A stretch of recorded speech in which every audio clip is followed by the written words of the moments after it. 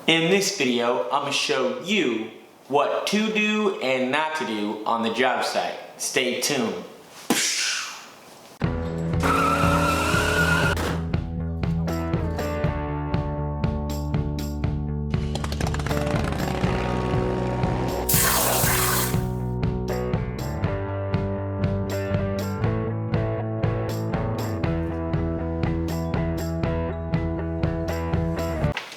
10 things that tradesmen or women or ironworker, in my case, must know. First and foremost, two terms that were told to me by old timers. Look up and live, and keep your head on a swivel.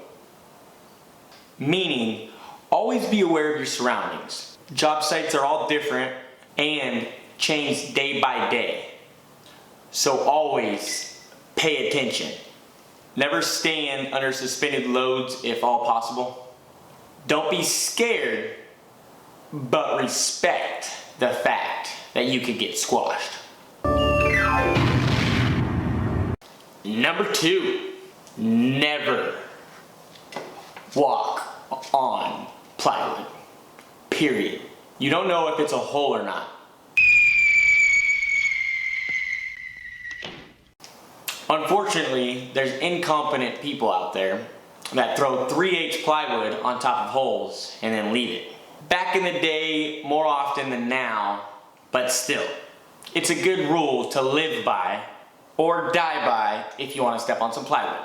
Number 3.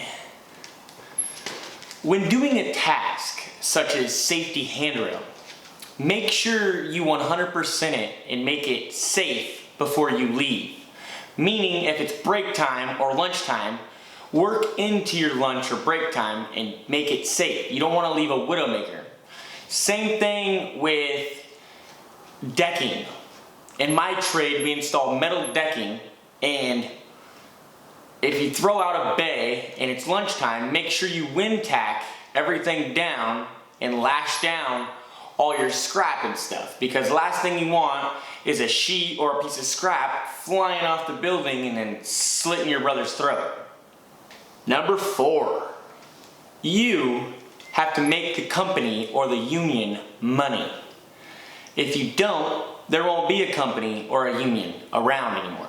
We get paid almost 2 times, in some cases almost 3 times, the amount of non-union workers. If we aren't 2 times as good, then they won't hire us. Plain and simple. They'll just go non-union. Number 5. OSHA is not a bad thing. Say what? That's right, I said it. Occupational Health and Safety Administration is around to keep you safe. Forcing laws and rules for contractors to obey so they don't push us past our limits. I find it crazy when I hear stories about close the gang boxes or don't work, OSHA's here. Whenever OSHA shows up to job sites that I've been around, we work just like we normally work because we're trained professionals. We're not trying to hide anything. Just like people that are scared of cops. I'm not scared of cops. I'm not doing anything wrong. Same thing with OSHA. Our job sites, we don't do anything wrong. Why be scared of them? So like I said, OSHA is a good thing. Job sites get safer and safer every year. And that has to do with what OSHA stands up for. I'm not saying some of the rules that they force aren't stupid, because some of them I hate, not gonna lie. But I try to stay compliant with them and find safe ways around them for an alternative. As a connector, they make me go through hoops all the time. I get more than frustrated. But my company pays me to do it right, so in return, I must do it right. Number 6. Make sure your harness fits. I'm gonna make a video in the future about harnesses and which ones I prefer and how to adjust them and stuff. But if you're unfamiliar with harnesses, make sure you have a competent person that you work with go over it if you aren't competent yourself in making sure your harness is set up right.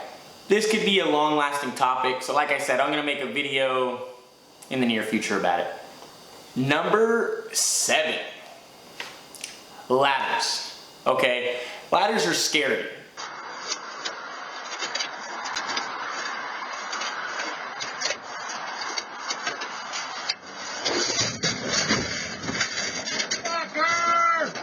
And injure people every day.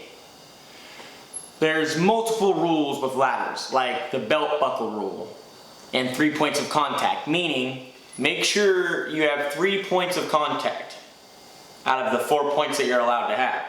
So make sure you have 2 feet, 1 hand at all times. And make sure before you even step on an extension ladder that it's set up properly. So the bottom needs to be lashed off or staked off, and then the top needs to extend past 3 feet or 3 rungs. Another pre-check is if you stand at the end of the ladder and then put your hands out, you should barely be able to touch the ladder. If it's standing straight up, you have a risk of it tipping backwards. You don't want to be the next guy that gets hurt on a ladder. I hate ladders. Ladder safety. I think I'll do a video about that in the near future also. Number 8. Roll up your cords properly. I made a video a few weeks ago, or maybe a month ago, how to do that, and I'll post it up here. Boom! Click that and learn, because if you can't roll up a cord right, learn how to do it right there. Boom. That's enough on that topic. Number 9. Since we're on the extension cord topic, make sure when you're routing your extension cord that you don't route over somebody else's cord. It's like an unspoken, unwritten rule and very disrespectful on the job site to do. Especially if it's like an old journeyman. You never want to route your cord over his lead, over his cord, because he'll flip out on you. Number 10. Last, but certainly not least. Be nice to other trades. As an ironworker, we're kind of rebels of the trade and don't really get along with people. In the beginning of my career, I definitely fell in that side of the category. But you never know when you're gonna need a specialty tool, or maybe the electricians have access to this part of the job site that you need to go through, or they have a bunch of water and our company's out of it. So always be nice to other trades. You don't have to like suck up to them or anything, but just be respectful. Treat others how you want to be treated. And then plus, you're always working around them. You don't want to be all awkward. If you want to hear more stuff just like this, subscribe for more. And if you liked the video, hit the dang like button. Before you get off YouTube, make sure to watch these videos right here. Later, work safe.